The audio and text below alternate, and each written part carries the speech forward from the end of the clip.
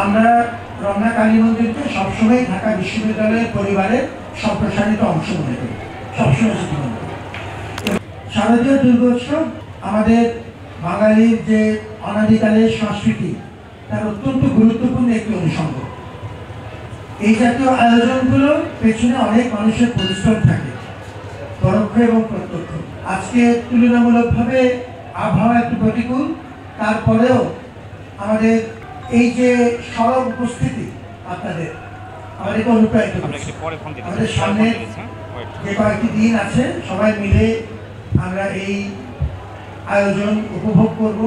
আমরা যে ঐতিহ্য তৈরি করতে চাই, সাম্প্রদায়িক সম্প্রীতির ঐতিহ্য, সেই ঐতিহ্য তৈরি করার পথে আমরা যার যার পর্যায় থেকে অবদান রাখব।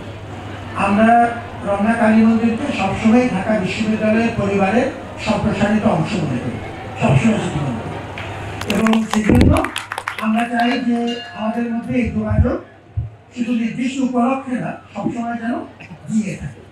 আমরা আমাদের আইনশৃঙ্খলা রক্ষাকারী বাহিনী যারা পদ্মার অন্তরালে এবং পদ্মার সামনে গুরুত্বপূর্ণ ভূমিকা পালন করেন, তাদেরকে ধন্যবাদ জানাই। তাদেরকেও আমরা ঢাকা বিশ্ববিদ্যালয়ের পরিবারের অংশ মনে করি, কারণ আমরা এই জায়গাতেই বহু অকেশনে আমরা একসাথে কাজ করেছি। আমরা সবাই মিলে একটি অসাম্প্রদায়িক জনপদ গড়ে তোলার অঙ্গীকার আমরা, যেটা আমার বন্ধু বলেছে, এটা আমাদের সবার একটি কমন লক্ষ্য।